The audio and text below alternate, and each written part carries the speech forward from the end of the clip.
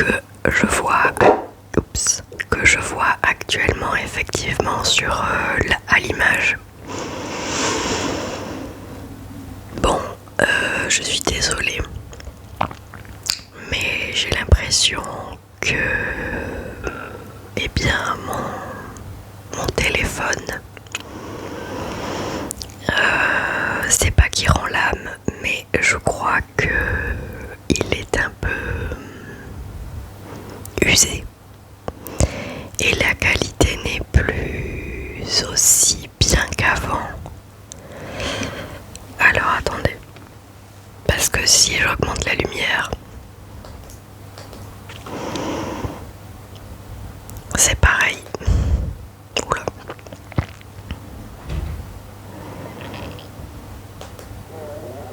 Ah non. Ouais, mais là vous voyez plus l'arrière du coup. Ah, c'est peut-être un manque de lumière du coup. Là ça le fait et là non. Bon.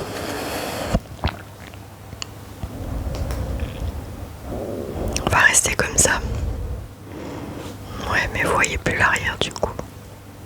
La lumière de derrière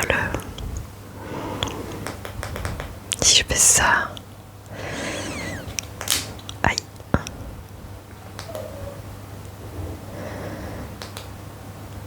Bon, bah écoutez.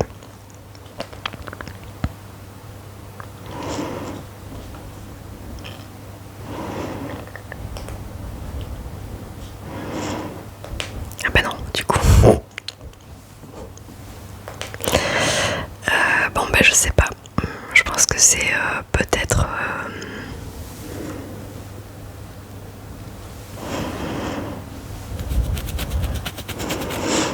Je sais pas, j'en sais rien. Dites-moi dans les commentaires si sur la dernière vidéo, si vous aussi vous avez vu, si vous voyez les traits là à l'image, des espèces de lignes comme ça horizontales. Il y en a que vers le bas. Je trouve qu'il n'y en a pas vers le haut, alors je sais pas du tout.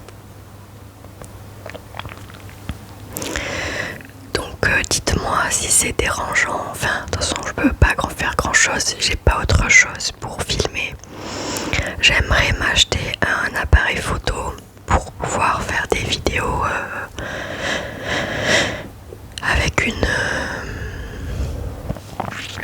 résolution et un rendu visuel meilleur. Mais c'est-à-dire que les appareils photo, ça coûte cher. Et je ne peux pas me le permettre. Il faudrait que je commence à économiser, mais bon, c'est compliqué. Alors, bah dites-moi si vous voyez ces traits, si ça vous dérange. De toute manière, bon, on va se dire que de toute façon pour une vidéo ASMR, ce qui compte c'est un petit peu le son, plus qu'autre chose. Mais voilà, faites-moi part dans les commentaires. Je sais qu'il y a quelqu'un qui m'a dit que voilà, on commençait à avoir des traits. Je suis désolée, peut-être que mon téléphone commence à perdre un peu de puissance et de qualité. Alors, donc aujourd'hui, on se retrouve ce soir parce que j'avais envie de vous parler du Vendée Globe. Alors, je sais qu'il y a quelques jours, il y a eu le gagnant du Vendée Globe qui est déjà arrivé à bon port. Et donc, je me suis dit, tiens, comme j'ai fait pour les Jeux Olympiques quand c'était le moment des JO, de vous en parler. Et bien là, je vais vous parler du Vendée Globe. Ces deux saisons, disons. Alors, le Vendée Globe est une course à la voile autour du monde en solitaire et sans escale ni assistance, qui oppose des voiliers monocoques de type 60 pieds IMOCA. Son départ et son arrivée ont lieu au Sables d'Olonne en Vendée, en France. La course, créée par Philippe Gentot, se déroule tous les 4 ans. La 10e édition a eu lieu en 2024 et les éditions précédentes se sont encourues en 1989, 1992, 1996, 2000, 2004, 2008, 2012, 2016 et 2020.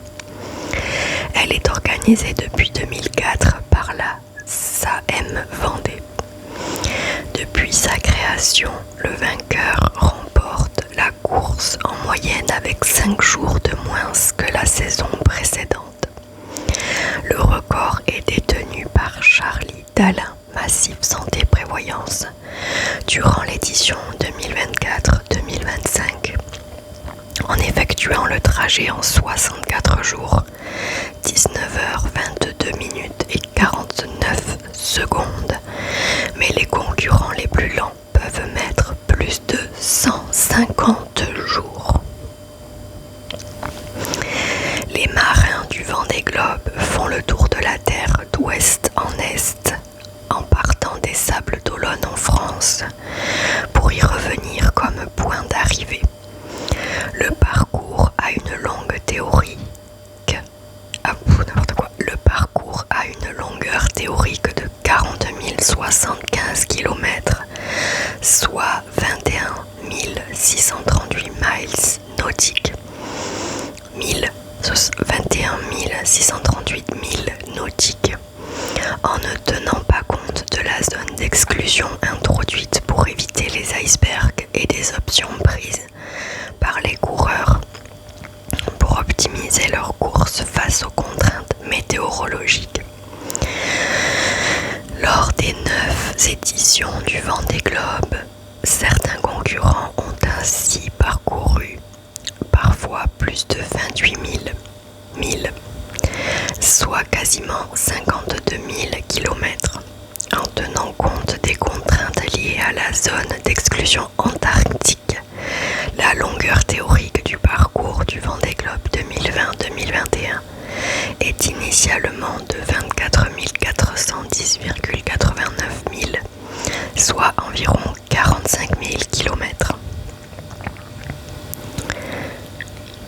Je reviens, je vais éteindre mon frigo. Voilà. Alors, j'en étais où?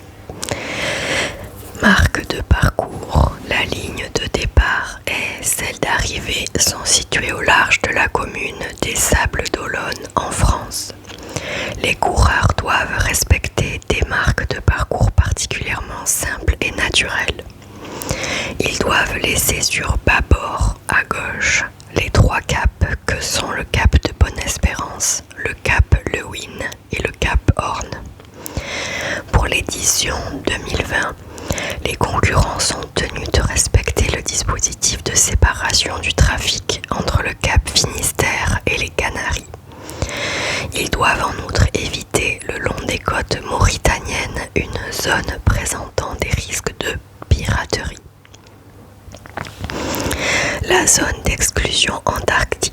Lorsqu'ils sont aux latitudes les plus au sud, les coureurs, pour gagner du temps dans certaines configurations météorologiques, peuvent choisir de s'approcher de l'Antarctique, mais ils prennent alors le risque d'une collision avec les nombreux icebergs ou crawlers, petits morceaux d'iceberg à peine visibles, qui se détachent de la banquise.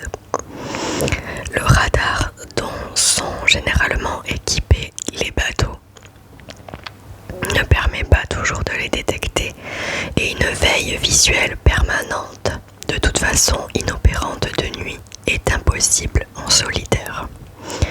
En cas de collision dans ces régions éloignées de toute terre habitée, les marins ne peuvent compter que sur leurs concurrents les plus proches pour les secourir. Dans les premières éditions, aucune règle n'est définie pour éviter ce risque. Par la suite, la direction de course du Vendée Globe, d'édition en édition, définit des consignes de course de plus en plus raffinées pour réduire la probabilité d'une collision. Depuis l'édition 2012, les coureurs sont dans l'obligation d'éviter la zone d'exclusion antarctique définie par le comité de course à partir de relevés satellites identifiant la présence d'icebergs via la température de l'eau et de l'air et des observations effectuées par les bateaux sur zone. Cette zone interdite est définie par 72 points reliés entre eux, distance d'environ 5 degrés de longitude. Les points peuvent presque tous être déplacés avant et pendant la course en fonction de montée ou de retrait des glaces. Toutefois, la direction de course informe du déplacement d'un point avant qu'un concurrent ne soit à 1500 milles de ce point. Descente de l'Atlantique. L'épreuve commence par une descente vers le sud de l'océan Atlantique qui leur fait d'abord traverser le golfe de Gascogne, souvent agité par les dépressions d'ouest. Le départ a lieu en novembre, donc à la mauvaise saison en Europe, avant d'atteindre la zone désalisée plus favorable. Les coureurs traversent ensuite au niveau de l'équateur le pot au noir, une zone de calme aux contours variables et difficilement prévisible entre le Brésil et l'Afrique. Plus au sud, ils retrouvent une région plus ventée mais doivent éviter l'anticyclone de Sainte-Hélène, zone de vent faible qui s'étale largement entre l'Amérique du Sud et l'Afrique. Ils passent le cap de Bonne-Espérance et s'engagent dans l'océan Indien. Traversée des 50e hurlants. La partie la plus difficile de la course débute lorsque les voiliers atteignent la latitude des 40e rugissants puis celle des 50e hurlants. Ces régions sont balayées en permanence par des dépressions très creuses qui lèvent des mers particulièrement fortes car aucune terre ne bloque les vagues. Le courant des aiguilles au niveau de la pointe sud de l'Afrique vient accroître la dangerosité de la mer en accentuant la hauteur des vagues, tandis que la cordillère des Andes contribue à creuser les dépressions dans la région du Cap Horn. Les voiliers doivent rester à ces latitudes en traversant d'ouest en est l'océan Indien, puis l'océan Pacifique par le sud de l'Australie, tout en longeant à une certaine distance l'Antarctique. Facteur aggravant en cas de naufrage ou d'accident grave, la zone traversée est très éloignée des terres habitées et il n'existe pratiquement aucun trafic maritime. Les voiliers en course sont hors de portée de secours héliportés et les marins ne peuvent compter sur le détournement d'un cargo ou d'un navire de pêche pour leur porter secours. Les bateaux naviguent toutefois dans cette région dans des conditions relativement favorables. C'est l'été dans l'hémisphère sud et ils naviguent généralement au portant car les dépressions, les vents sont de secteur ouest. Remontée de l'Atlantique. Après avoir franchi le Cap Horn, les voiliers entament la remontée de l'océan Atlantique en coupant leur trajectoire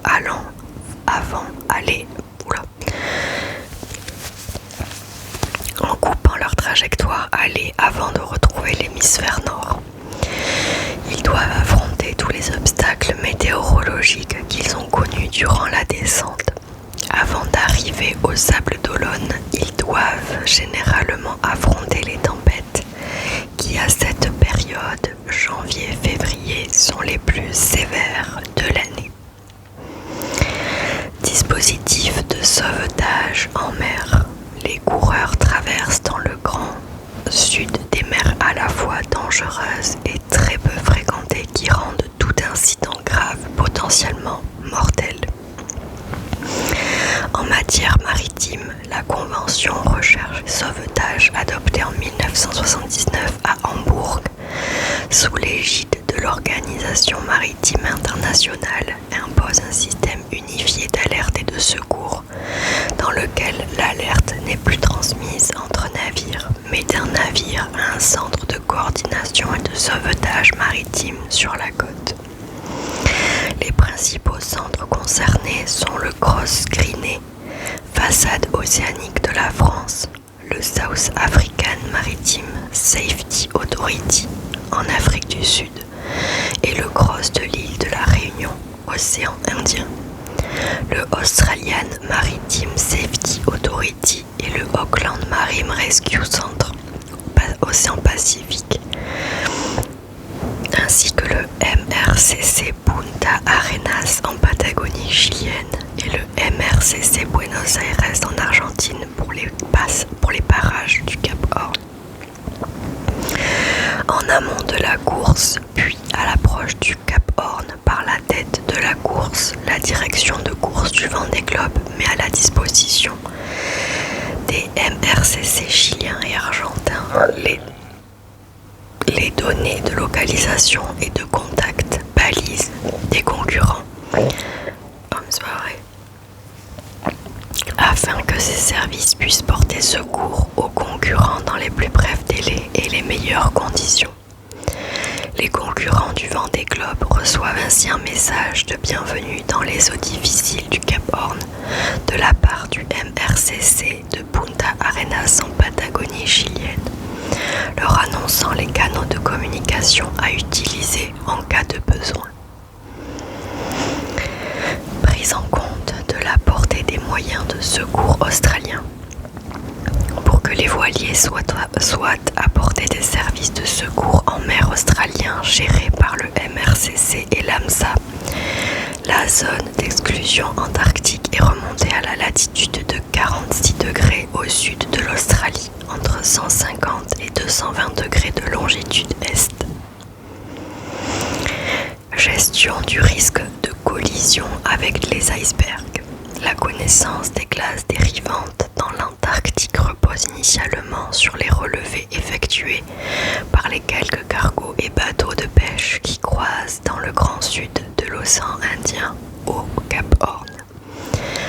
La Whitbread, course autour du monde en équipage en 4 étapes, et le Vendée Globe ont fait germer l'idée d'une réglementation de course nécessaire pour protéger navires et équipages. À partir de 1997, on a commencé à parler d'imposer des points de passage pour éviter que les solitaires ne rasent de trop près l'Antarctique, car plus le bateau navigue dans le sud près du pôle, moins il fait de route pour allier le Cap Horn. Car après 1996, 3 chavirages dans l'océan Indien et la disparition de Jerry Roof dans le Pacifique en relation avec des trajectoires de plus en plus sud comme celle du VDH en 1992 où il s'est retrouvé entouré de glace vers 64 degrés sud, ont incité les organisateurs à empêcher les excès, indique Jacques Garès, le directeur de course du Vendée Globe 2020-2021. Pour les premières éditions, la direction de course a défini des portes de glace afin de laisser une marge de manœuvre aux skippers. Chaque bateau devant passer au moins une fois au travers des portes, des segments d'une longueur variant selon les zones de 400 à plus de 800 000 à une même latitude.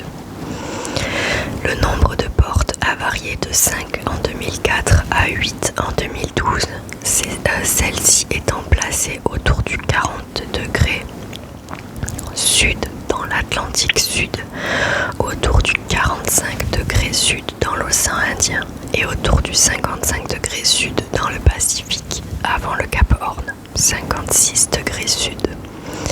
En dépit de ce dispositif, Sébastien Josse a percuté un crawler dans le Pacifique en 2004 à bord de VMI. Une collaboration avec CLS, Collecte Localisation Satellite, une filiale du CNES, a permis une connaissance plus fine de la dérive des icebergs. création d'une zone d'exclusion antarctique. CLS se base sur des relevés par image, satellite, par altimétrie, par analyse des températures de l'air et de la mer, et par quelques rares observations maritimes autour des îles Kerguelen et du Cap Horn. La zone interdite est délimitée par 72 points reliés entre eux, distants d'environ 5 degrés de longitude, afin d'éviter aux skippers d'éventuelles rencontres avec des icebergs. Les points peuvent presque tous être déplacés avant et pendant la course en fonction de montée ou de retrait des glaces. Toutefois, la direction de course informe du déplacement d'un point avant qu'un concurrent ne soit à 1500 milles de ce point. Au XXe siècle, la fonte de la calotte glaciaire antarctique, toujours plus importante chaque année, a amené la direction de course en accord avec les marins à étendre cette zone depuis sa création.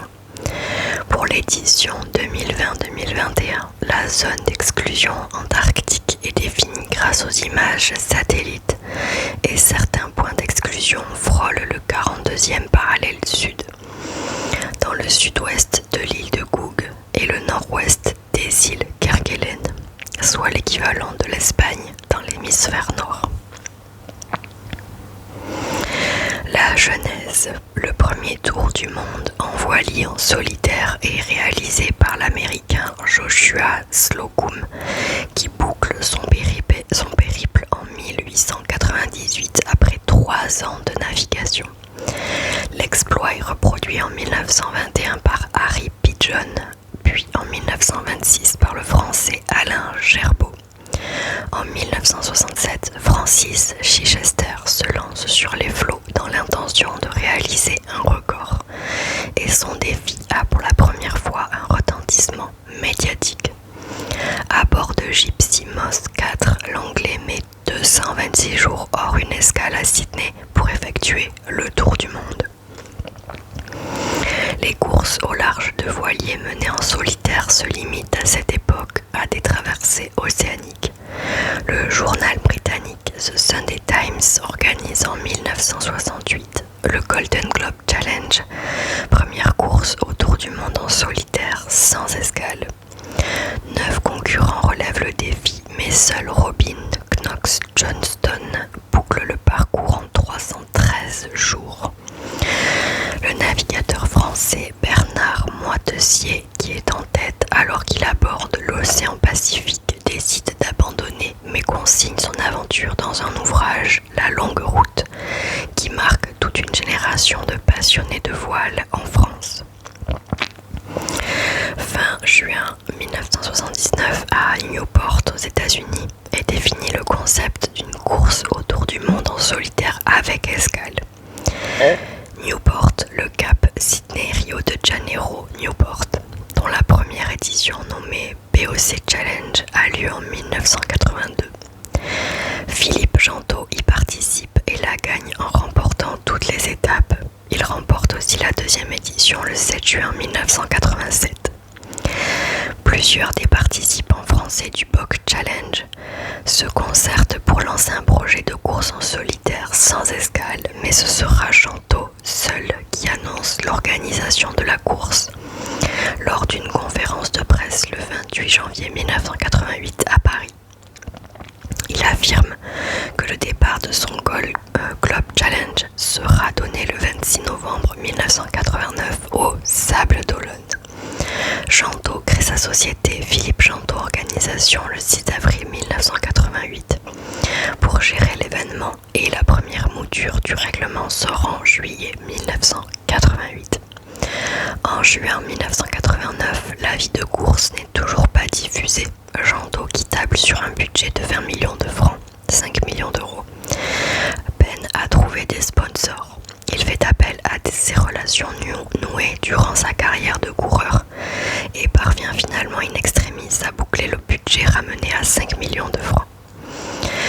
Celui-ci est pris en charge majoritairement par le départ de la Vendée, la ville des Sables d'Olonne, le Crédit Agricole et la société vendéenne Fleury-Michon. À la demande des sponsors, la course est renommée Vendée Globe Challenge. La course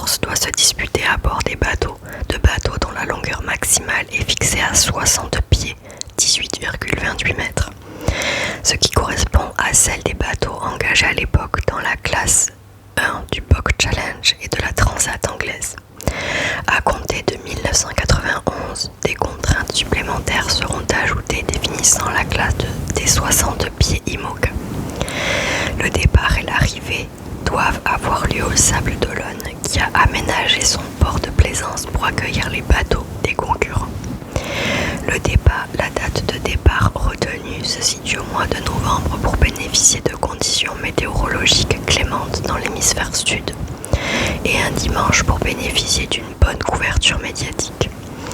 Le comité chargé de l'organisation de la course est installé sur une péniche mouillée à Paris pour faciliter les contacts permanents avec les médias nationaux et internationaux. En effet, Jeantot a compris que le succès de la course passait par les médias. Dans un premier temps, il tente d'imposer la collecte des films tournés à bord par les marins à plusieurs points du parcours, pour alimenter les médias avec des images, ce qui crée des contraintes de navigation rejetées à l'unanimité par les skippers. Finalement, la diminution du budget entraîne l'abandon de cette idée.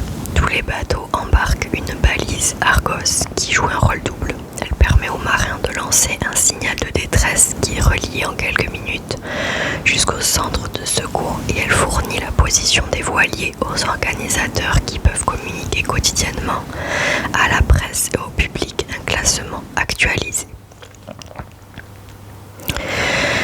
Au fil des années, l'implication de l'industrie nautique française devient de plus en plus importante, suivie d'importants financements par les sponsors, banques, assurances, industrie alimentaire. Le Vendée Globe représente ainsi d'énormes enjeux économiques pour la région. L'industrie nautique, soit 6 à 10% de l'industrie vendéenne, le port et la ville des Sables d'Olonne. Boudé par les participants d'autres nations, le Vendée Globe reste la course la plus médiatisée en France, où elle apparaît comme l'événement majeur de la voile sportive, auprès des passionnés de voile et du grand public.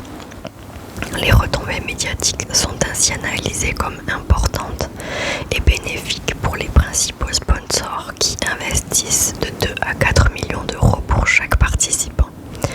Budget sur 3 ans pour le bateau, l'équipe et la communication.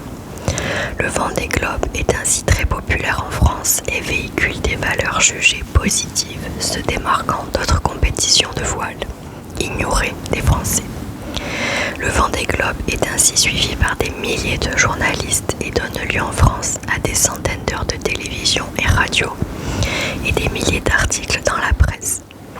Étant la seule course à la voile autour du monde en solitaire et sans escale, le Vendée Globe est parfois décrit dans les médias français comme l'Everest des mers.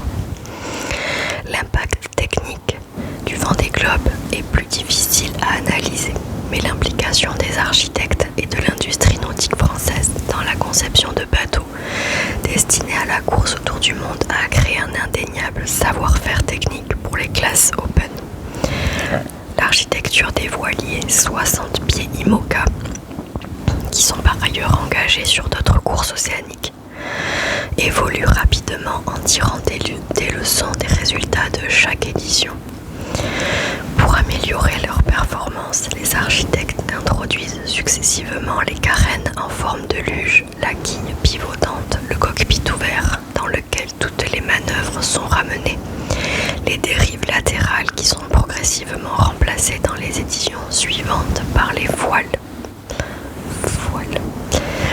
La vitesse des voiliers augmente rapidement avec un temps record qui passe de 109 à 65 jours.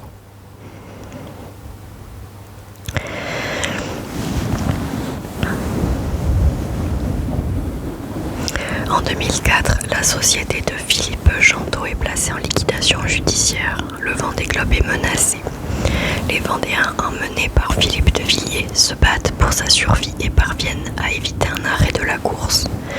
Depuis, la course est gérée par la SAM Vendée, dont le capital est contrôlé à 85% par le secteur public.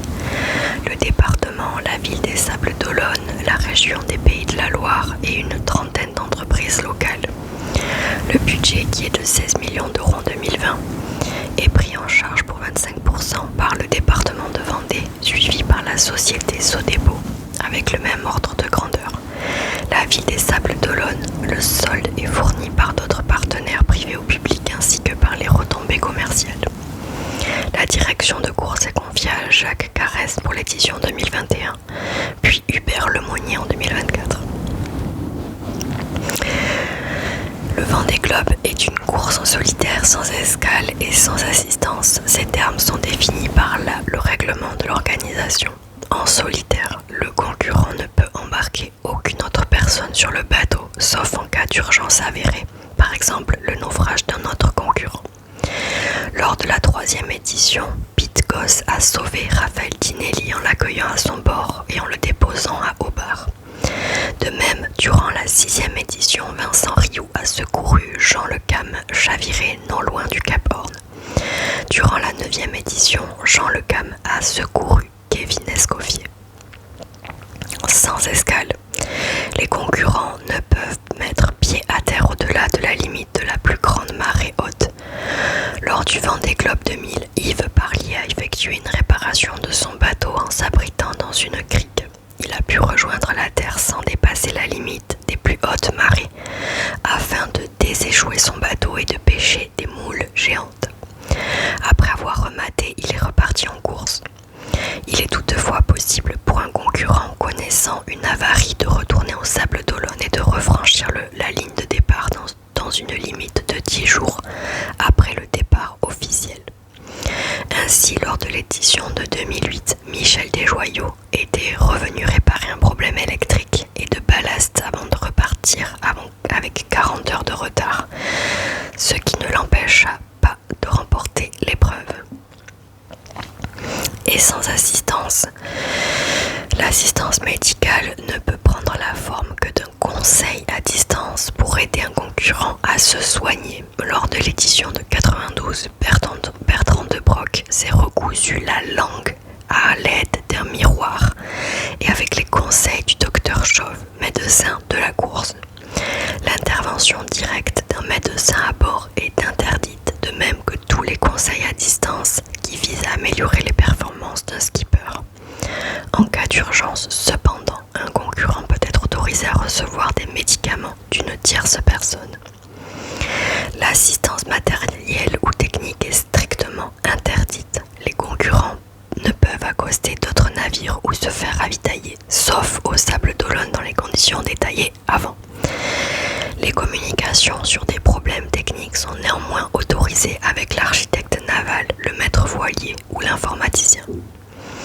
Le routage est interdit. La direction de course transmet chaque jour aux concurrents un bulletin météo et des fichiers numériques de champ de vent, ainsi qu'une analyse image satellite plus front 2 fois par jour.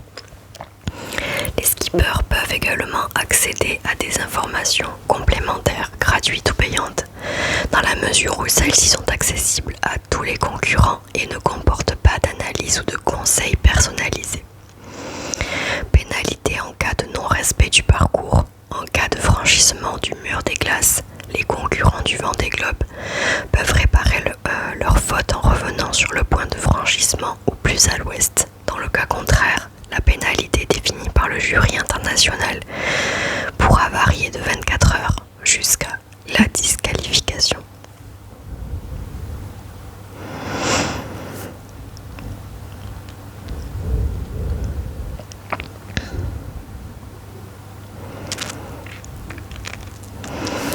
Sélection et profil des participants. Le nombre de voiliers au départ était limité théoriquement à 30, mais cette règle n'a pas été systématiquement respectée, puisque 33 marins ont participé à la version 2020 grâce au wildcard. À partir de 2024, le nombre est fixé à 40. Pour être qualifiés, les participants doivent avoir participé à au moins une des grandes courses transocéaniques en solitaire ou à 2 équipiers, Route du Rhum, Transat, Jacques Vabre, Transat, dans les 2 années précédentes ou au Vendée Globe précédent. Un parcours de qualification complémentaire de 1000 milles en solitaire sur le bateau engagé est exigé dans le cas d'un skipper avait coéquipiers, ou s'il a effectué sa course en solitaire sur un autre bateau que celui engagé sur cette édition, ou si sa course le qualifiant est le Vendée Globe précédent.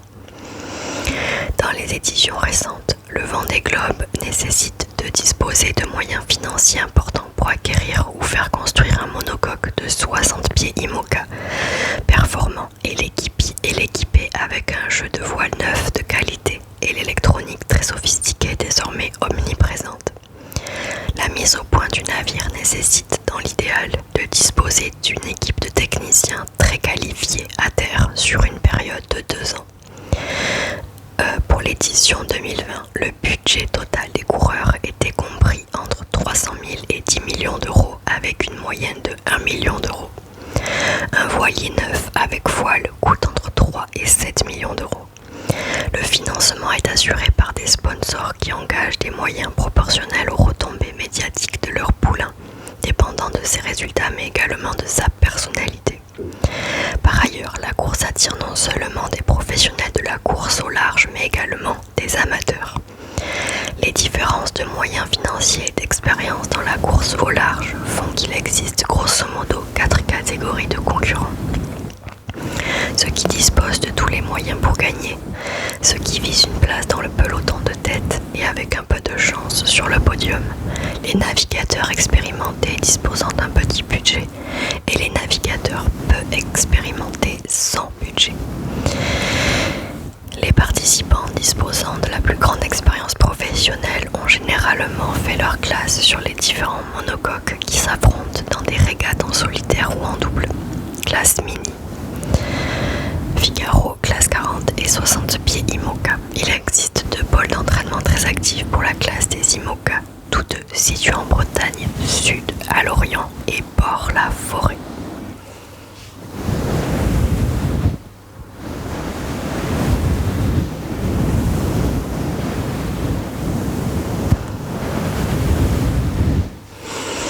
Voilà les amis.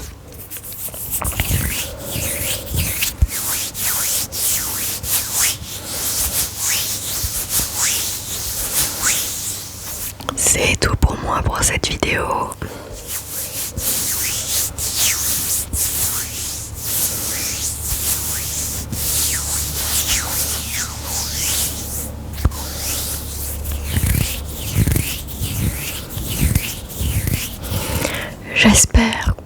J'espère que vous avez passé un bon moment à m'écouter.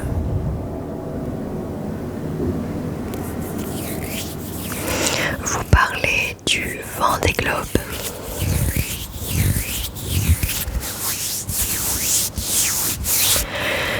À vrai dire, je n'ai jamais suivi cette course, sauf cette année.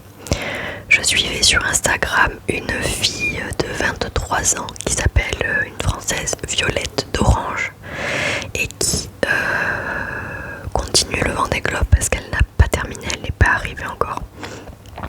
Et j'aime bien suivre ses aventures sur Instagram. Elle partage plein de choses et elle est très marrante, elle est très positive, c'est une jolie personnalité.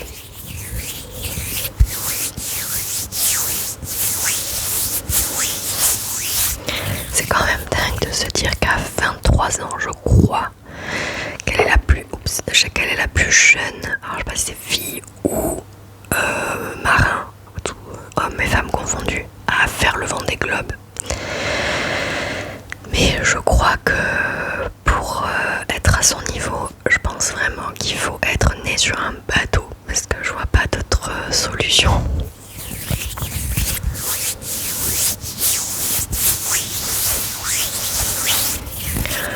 Donc je me suis prise un petit peu au jeu. C'est vrai que j'ai regardé vite fait sur Facebook les avancées des skippers. Après je comprends absolument rien à leurs termes, je comprends rien du tout à leur bateau, tout le jargon nautique.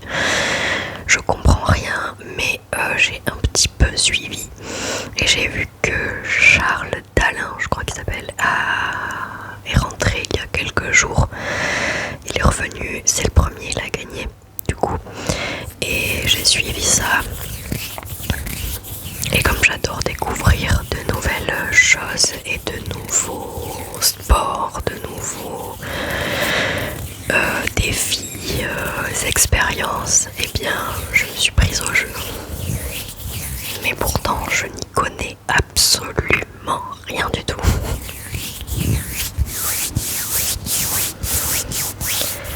Bon les amis, je vais vous laisser ici après cette longue vidéo. Je suis désolée pour les... si vous voyez les traits là. Je sais pas, il y en a en bas, pas en haut, je sais pas. Je sais pas si ça vient de la lumière, je sais pas si ça vient de mon téléphone, je sais pas si ça vient du logiciel de montage, forcément que non, parce que je le vois moi là. Donc je sais pas, il faudrait que je m'achète une meilleure lumière, il faudrait que je m'achète une caméra, mais ça coûte des frais, ça coûte de l'argent, je suis pas monétisée, sur certaines... non, je suis pas monétisée du tout d'ailleurs. Donc bon, en plus mon anniversaire s'est passé, Noël s'est passé aussi, donc eh bien, va falloir attendre. Après j'ai envie d'essayer, mais alors... j'ai envie d'essayer de retourner mon téléphone parce que là je filme en fait avec la caméra du devant. C'est pour ça que c'est en pas très bonne qualité. Enfin, ça va, mais ça pourrait être mieux. Si je mettais mon téléphone, que je filmais avec l'appareil de derrière, mais alors là, il me faudrait un miroir pour voir où j'en suis, si ça filme toujours, si ça n'a pas coupé, si quelqu'un m'appelle. Si je suis bien dans le champ, si c'est bien cadré, tout ça. Bon, il faudra que je fasse des tests. J'ai envie de tester, mais j'ai peur que vous me voyez. Mais bon, il faudra que j'essaye. En tout cas, bon, je pense que, c'est vrai que ça pique un peu les yeux, cette espèce de trait là, mais bon, je sais pas comment faire. Donc, moi, je vous laisse ici. J'espère que vous allez bien. Aujourd'hui, on est vendredi et c'est le week-end.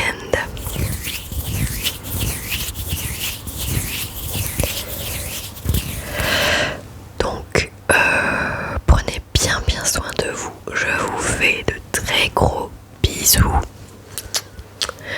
Je vous dis à très vite dans une prochaine vidéo. D'ici là, portez-vous bien, prenez soin de vous, buvez de l'eau, soyez heureux et je vous souhaite tout le bonheur du monde. Quoi d'autre? C'est tout. Allez, bisous.